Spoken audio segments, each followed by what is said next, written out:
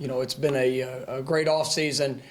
Really been pleased with the growth and development of our team, from winter workouts, spring ball, summer program, and fall camp. And there's a lot of excitement around our football program. Some new faces, a new opportunity, guys that will be getting their first experience in Doak Campbell Stadium here on Sunday. And really, it's going to be a first experience for the majority of our guys for a sold-out, packed Doak Campbell Stadium, and that's something we're all excited about. It's going to be a tremendous atmosphere. It's going to be a tremendous showcase for our program, and it's an opportunity to give a first impression of what this 21 Florida State football team's identity truly is. And there's a lot of work to be done throughout the course of the week. We're continuing to put the finishing touches on a game plan, and the different personnel groupings and things that who's going to get the opportunity to go out there and showcase their skill set, and playing against a top 10 national power, a team program that has been very consistent in high standard of play, very well coached. They've got new faces. They've got a new coaching, a new defensive coordinator that's going to implement different schemes than what they've done in the past. And we're excited about the challenge that's ahead. And for us, it's just a continued focus on our growth, our development, and to go out there and be as consistent as we possibly can be, here in week one. So with that, open up to questions. First one will be Ira, over to your right. You mentioned Notre Dame's new defensive coordinator, and you've gone up against him before. When you face new coordinators at a school, do you try to play the chess match of what would they do with this personnel, or do they usually stay true to what they do? I think there's going to be a fair balance with that. And we went against each other a couple of years ago. I mean, the personnel's totally different, probably on both sides. And great coaches are going to adapt and adjust to the personnel that they have. Obviously you're going to see probably a focus of some of the things that he's implemented there in the past at Cincinnati, but also playing to the personnel that he has there at Notre Dame. And this is a talented group. It definitely has experience and sprinkled all throughout the defense. Guys that play hard, that play fast, and and he's going to bring an attack style mentality. And I think I mentioned, on the radio show and just throughout the last week. I mean, this is one of the best defensive coordinators in college football. His defense have always performed very well, and it's going to be a great challenge for our guys. Not totally knowing exactly what to expect, but we're going to have to adapt and adjust on the run as we get into the game. All right, we good? We'll go back to Ira. Notre Dame's obviously lost some pieces from last year, but that defensive line looks like it's going to be a great challenge. What do you see from them? Is there anything specifically you could talk about the challenges they present? Yeah, I mean, they got great length. Play extremely hard. A physical bunch up front. Coupled with what Coach Freeman has shown to do with different movements and the way that he is able to disguise some of the ways that he's going to be able to bring pressure, whether it's blitzing linebackers or different run stunts up front.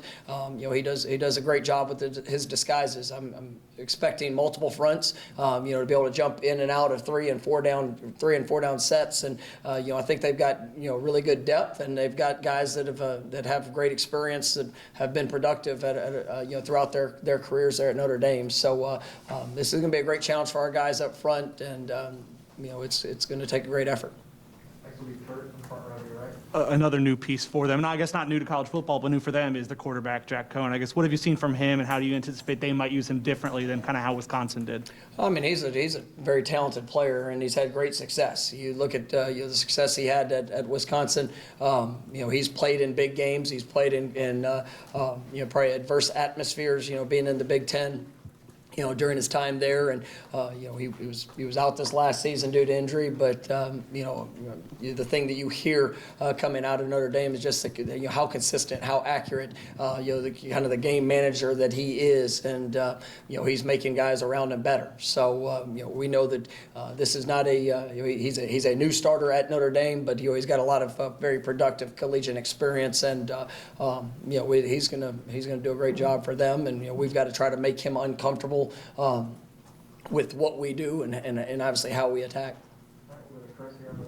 In preparing for Cone, how much do you go back and look at what he did at Wisconsin versus studying what Notre Dame does tendency-wise as an offense? You know, it's a little bit of balance. You know, you try to look at a guy, and plus it's not just, you know, his time at Wisconsin, but that was a few years back as well. And so, you know, we're gonna get our best sense of him as a player. So we will, you know, look back, and that's the good thing about being in week one is we do have more time, and we've had time throughout the summer to be able to look at those things. But you know, you also try to put a balance to Notre Dame and who they are, what they're all about. It's a very versatile offense in how they attack, and so when you look at the run game, the passing game, the different ways that they're going to try to move him around, and you know, they can do just about all, and so it's going to be a great challenge. And you know, we have looked at all of it in getting the best sense of what to expect.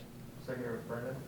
Travis J, Corey Wren, Ja'Kai Douglas, all listed as kickoff returners for you guys. Can you talk a little bit about that group and collectively the skill sets that they bring to the table there? Yeah, all very explosive players. You know, guys that I think have home run hitting capabilities. You know, that is a unit that has to be better for us this year. And you know, it's something that, you know, throughout my coaching career, you know, we put a lot of time and emphasis in the development of our return units, and you know, we've seen great production over the years, and you know, that's something that, you know, our guys have really bought into. We know that this week is going to be, you know, one of our biggest challenges. Notre Dame is traditionally you know, great on their kickoff coverage units, and you know, they have guys that play extremely hard. A lot of returning players that you know, that we saw this past year, and so but I think, you know, those returners and the buy-in that we're having with our guys from a special teams you know, perspective, I mean, it's something that we need to be very productive in. Go back to Chris. Sticking with special teams, Ryan earned the kicking job according to the depth chart. What did he do in the preseason? What's been the growth with him just in the sense of being more consistent? Yeah, I mean, it's just hitting right on that. I mean, just the consistency. Ryan's a very talented young man, has a strong leg, but you know, I think he's had a great camp, and we put him in a lot of challenging situations, and he's just continued to respond. You know, he's day in and day out. You know, he's in a great place, and we've got all the confidence in the world in him and what he's going to be able to do, you know, as our kicker. All right, we'll go back to Ira. Back earlier in the summer, you talked about, you know, you wouldn't be against using two quarterbacks if you thought it helped the team win. Now that you've seen them both and how they operate, do you think that's going to be the case throughout the season, or how do you envision the quarterback situation playing out? Well, you know, I'm really excited about that quarterback room and the competition that we have. You know, the versatility of skill sets that which these guys bring. But you know, we're always going to explore you know, each opportunity of how we can put our playmakers in a position to be able to shine in a variety of different ways. And so I'm excited about that room and you know, what they bring to this offense. Okay, we'll go to Kurt, front row. You talked last night on the radio show about, I think you said 8 guys on the offensive line you feel good that can help y'all win games. I guess, how do you feel about that group? How much better do you feel relative to a year ago? Well, you know, they've really grown, and not only have they grown physically, but just with their confidence in the mental aspect of it. And you know, it's something we put a real emphasis on is just in that consistency of being where you're supposed to be, you know, making sure that we're making the right calls, we're playing with our eyes, you eliminating some of the you know, mental mistakes that showed up at times that you know, that create some of those negatives, and that's something that we can't have. We got to be able to play ahead of the chains. You know, there offensively, it allows us to be more aggressive. It allows us to you know, really kind of get the full gambit of what we want to do offensively, and so you know, those 5 guys up front, you know, they have to be consistent and you know, play with the right mentality. And you look at the experience that we have in that group, you know, whether it's some of the guys that are, you know, that are younger in their college career, and guys even that have played a lot of football that I feel can be a 6th, 7th, or 8th guy that can get in the game and help us be productive. So it's still a lot of competition that's showing up day in and day out at practice, but you know, I feel you know, much better than where we were even a year ago, just with the depth that we have and the talent that we have up front.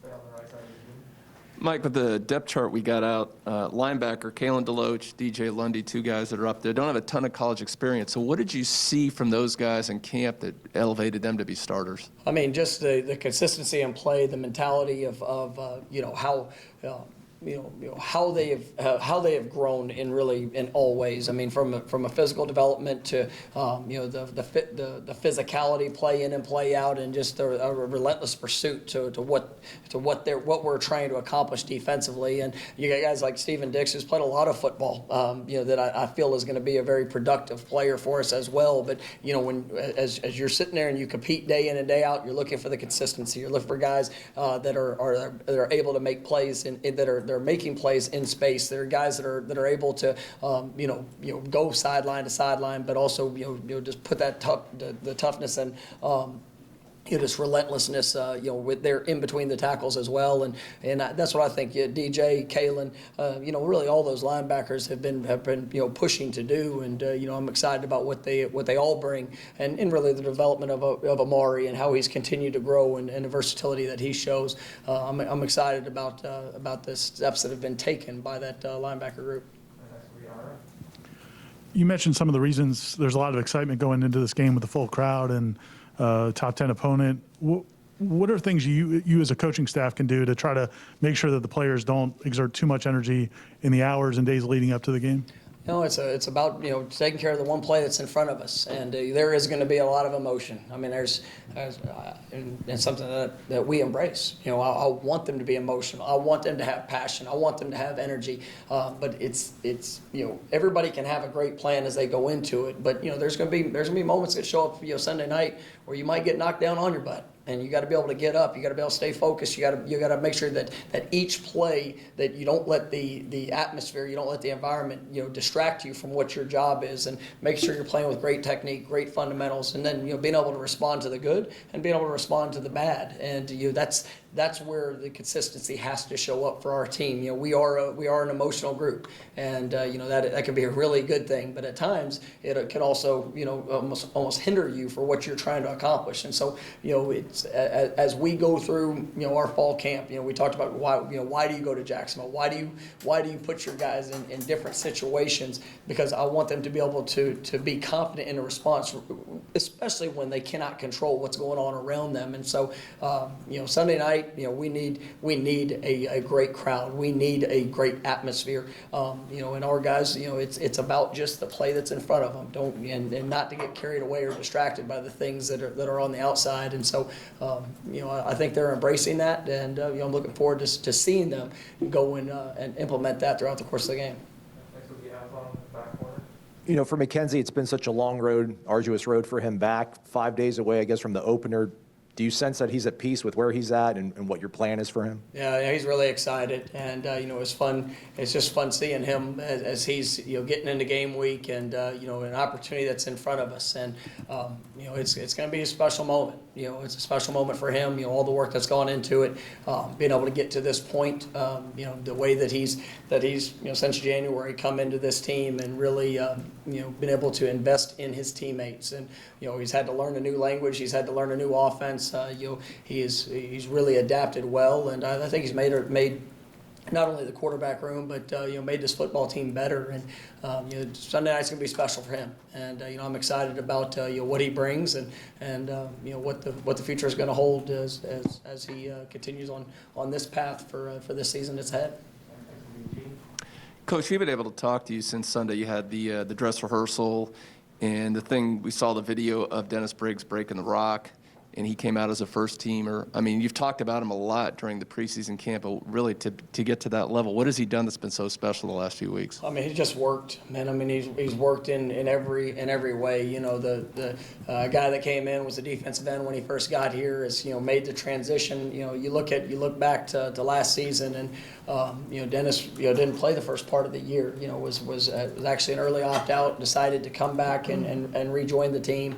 Playing a new position, and he played interior on the interior line, and so was still trying to kind of figure that out. Through the spring, the work he did with Coach Storms in the weight room, and then, watching him, probably one of the most consistent performers we had in fall camp. I mean, just the energy, the effort, playing with technique, and, just it's a very disruptive force, when he was out there. And so I thought it was a well-earned, accolade for him to be able to break that rock, and just the symbolic approach of what it is just to continue to get better. And that's what he's done. And, I'm excited about what this year can hold for Dennis. He's a man of very few words. And, even there Sunday night, didn't have much to say, but just thanking his teammates for what they mean to him, and the growth of that he's had. He attributes that to that support that he has around him from coaches and players involved. And so, I'm looking forward to great things for Dennis this year.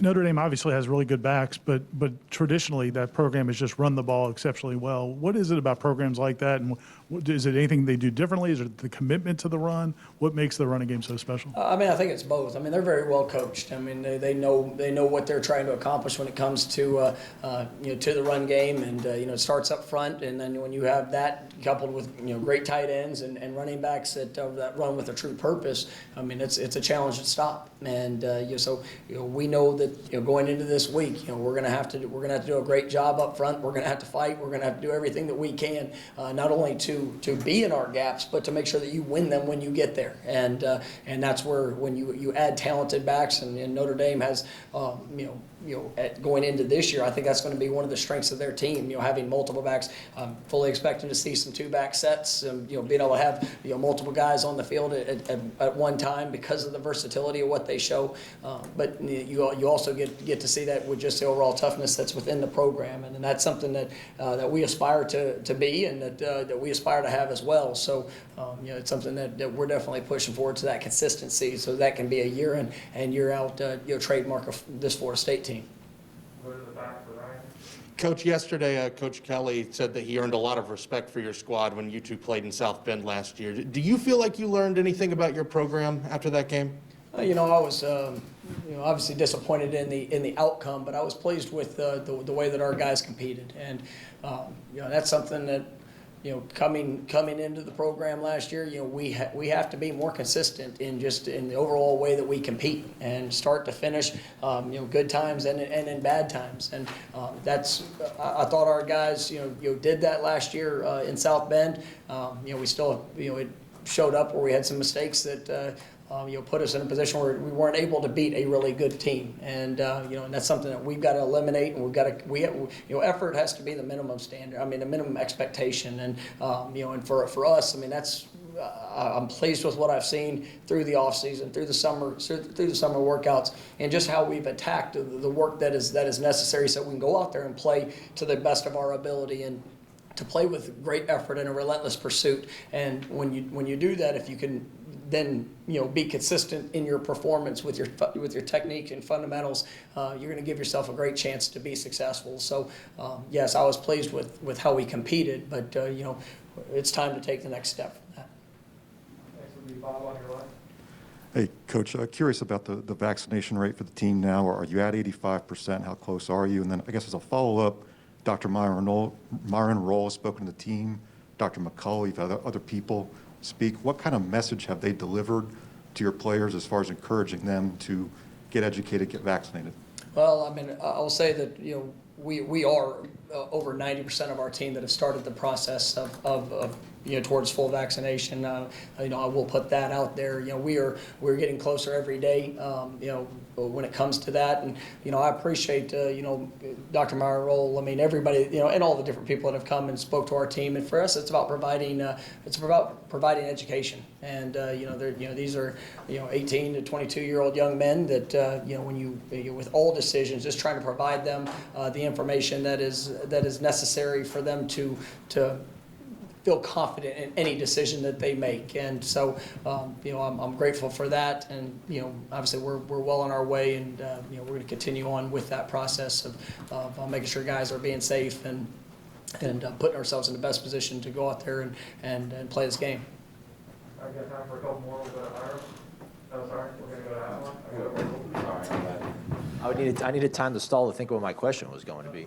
But Coach, just for you last season, I know we talk about how odd of a season it was, but how much you kind of learned about your team.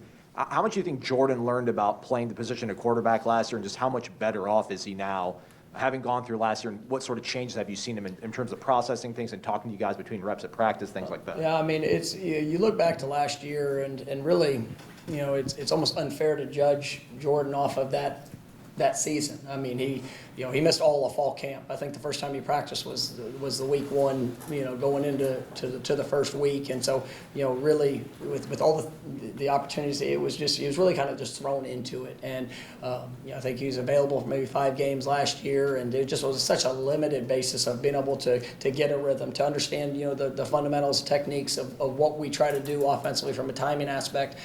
He's a great talent, and but now you fast forward that.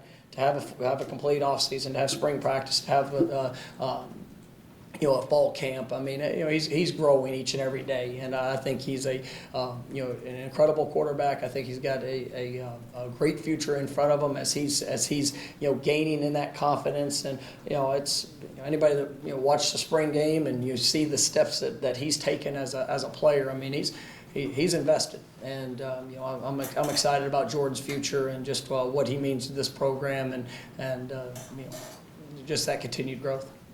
Last one will be Ira. We've heard a lot from the players about the leadership from guys like Keir Thomas and Jermaine and some of these transfers that came in.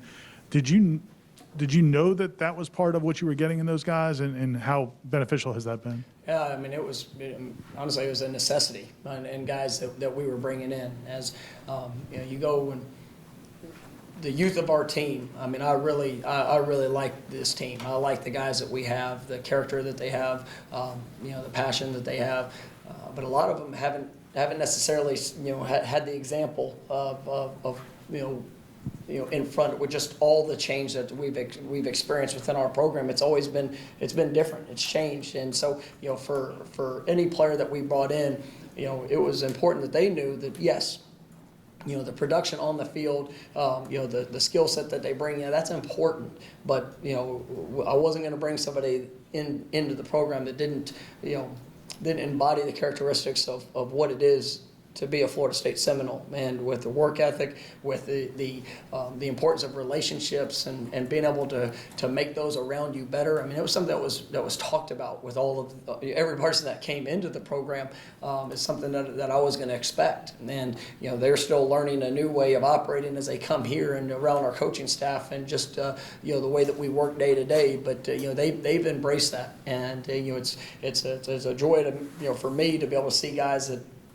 As they come in, we're coaching. We coach hard, and we push hard, and we challenge those top players. But to see them receive that coaching, and then be able to encourage some of the young guys as they're growing and developing, it's that's what you want to see within a team. And I like the relationships that I've seen build within this team. I thought even in fall camp, guys that only been here for a short period of time, just how they kind of embraced that mindset, and as these guys have come together, I mean that's going to be a critical factor for us this fall. And we know there's going to be some great moments that are going to show up Sunday night, and there's going to be some hard moments that are going to show up Sunday night. But when you have a team that comes together, you're going to be able to respond and put yourself in a position to achieve success. And that's what we need. All right, guys. Thanks so much.